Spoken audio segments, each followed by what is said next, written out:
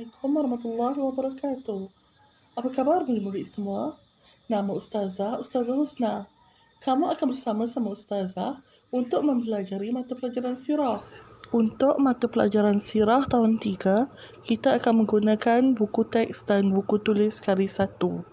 Antara tajuk-tajuk yang akan kita pelajari semasa tahun ini adalah Hijrah ke Habsyah, berdakwah di Taif, Hijrah ke Madinah, Perintah hijrah ke Madinah, sambutan penduduk Madinah, Isra' Mi'raj, Nabi Nuh AS, Nabi Ibrahim AS, Nabi Musa AS, Nabi Isa AS, dan Nabi Muhammad SAW. Tajuk pertama, Hijrah ke Habsyah, muka surat 4. Penentangan kafir Quraisy terhadap dakwah Nabi Muhammad SAW. Selepas menerima wahyu untuk menyebarkan agama Islam, pada peringkat awalnya Rasulullah SAW menerima tentangan daripada Abu Lahab dan kafir Quraisy. Kemudiannya orang-orang kafir Quraisy memperhebatkan tentangan bagi menggagalkan dakwah Rasulullah. Antara bentuk-bentuk tentangan kafir Quraisy adalah menghina dan menyiksa pengikut-pengikut baginda. Tambahan lagi, pengikut-pengikut baginda pada awalnya adalah orang-orang miskin dan golongan hamba. Memfitnah Nabi Muhammad dengan menggelar baginda sebagai tukang sihir. Kafir Quraisy memulau Bani Hashim dan Bani Abdul Muttalib kerana gagal menyerahkan Nabi Muhammad kepada mereka.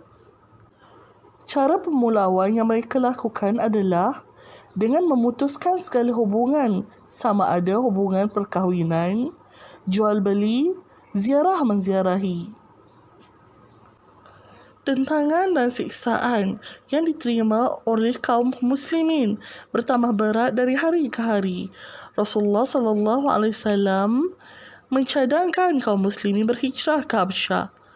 Habsyah pada ketika itu diperintah oleh Najasyi, seorang raja Nasrani yang bertimbang rasa. Kaum muslimin menerima baik cadangan baginda itu. Pada tahun kelima kerasulannya, lebih kurang 80 orang Islam telah berhijrah ke Habsyah. Di antara mereka yang berhijrah termasuk Osman bin Affan dan isterinya, Zubair bin Al-Awwam, Mus'ab bin Umair dan Abdurrahman bin Auf radhiyallahu anhum. Apabila diketahui oleh kaum Quraisy berkenaan penghijrahan mereka itu, kaum Quraisy pun menghantar Abdullah bin Rabi' dan Umair bin Ilyas untuk berjumpa dengan Najasyi. Tujuannya ialah supaya Najasyi tidak memberi perlindungan kepada orang Islam. Semasa orang Islam tiba di Habsyah dan menemui Najasyi, 2 orang utusan Quraisy telah berada di situ. Kemudian berlakulah soal jawab antara Najasyi, kaum muslimin dan utusan Quraisy. Apabila Najasyi meminta penjelasan tentang Nabi Muhammad dan agama yang dibawa oleh baginda, Ja'far bin Abu Talib telah bangun dan berkata, "Semasa jahiliah kami menyembah berhala, makan bangkai, melakukan kejahatan, bermusuh yang kuat menindas yang lemah dan lain-lain lagi. Setelah baginda diutus, ajaran yang dibawanya menyeru manusia bercakap benar, jujur, ikhlas, amanah, hanya menyembah Allah yang Esa, meninggalkan penyembahan berhala, berbaik-baik dengan jiran, dan meninggalkan peperangan. Ajaran Nabi Muhammad itu telah kami terima. Setelah itu, kami disiksa supaya balik semula ke ajaran yang lama. Tujuan kami datang ke Habsyah adalah untuk meminta perlindungan Tuan daripada siksaan tersebut." Ja'far bin Abu Talib kemudian membaca ayat pertama dari surah Maryam.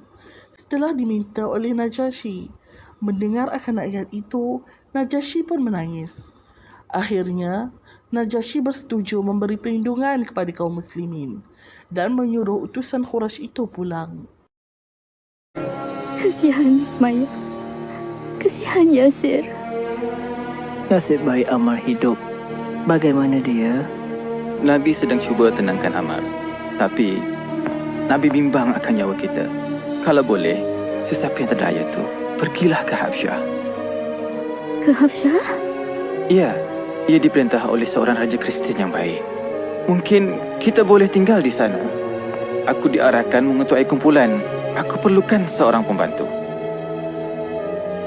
Pergilah Malik, kami selamat.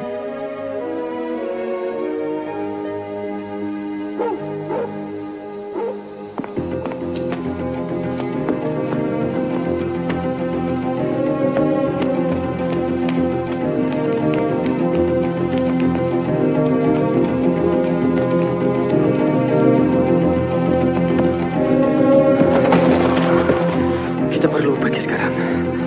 Kita mesti bergerak cepat sebelum mereka dapat tahu.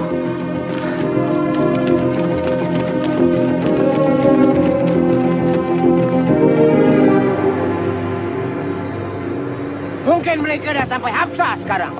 Arahkan Khalid bawa orang bersama dan kejar mereka.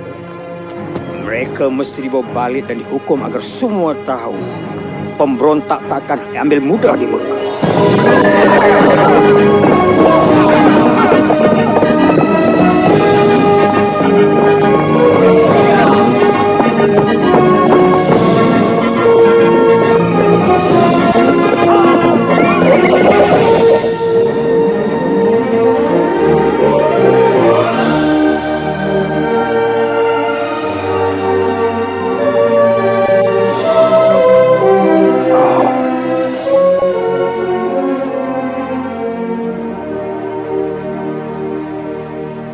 Ini rantai permata aku, milik kau sekarang.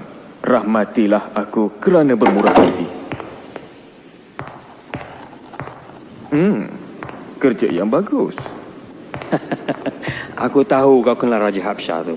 Ya, aku kenal sangat dia tu. Bagus. Ini untuk dia. Oh, Kau dapat habuan kau. Kalau kau dapat yakinkan dia untuk serah orang Islam kepada kita. orang yang boleh buat kerja ni tentulah aku.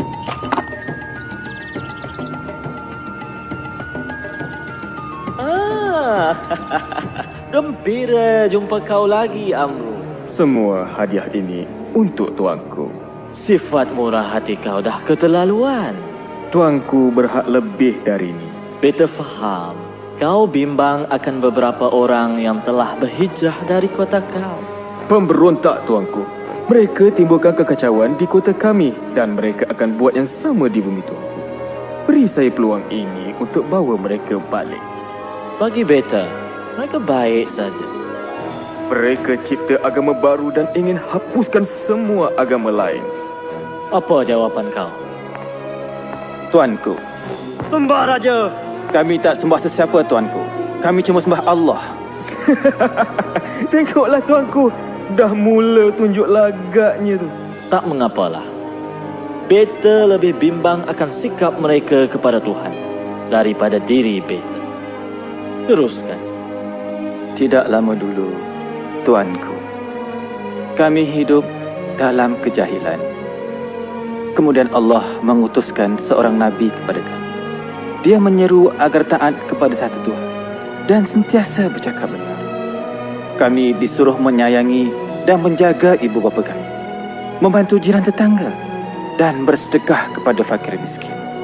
Dia menyatakan masa kita di dunia ini singkat dan segala di sekeliling kita adalah ciptaan Tuhan. Bumi, jasad kita ni, kita mesti jaga semua. Kita akan dihisap di depan Tuhan akan setiap amalan kita nanti. Apa yang mereka ajar, Amru, ialah agama Nabi Isa. Tidak, tuanku. Mereka tidak menghormati agama tuanku. Mereka mendakwa Isa bukan anak Tuhan, tapi seorang lelaki biasa. Tentang Isa, Nabi menyatakan kepada kami, Nabi Isa ialah Nabi Allah, pesuruhnya, agamanya dan kebesarannya yang ditiupkan kepada Maryam, seorang gadis suci. Kepercayaan kami dan kepercayaan kamu seperti dua pancaran cahaya terpisah, tetapi datang dari sumber yang sama. Beta tak akan benarkan kamu pergi, walaupun dapat emas yang banyak. Kamu boleh tinggal di sini selama mana yang kamu suka. Dan kau pula, ambil semula barangan kau dan pulang ke Mekah.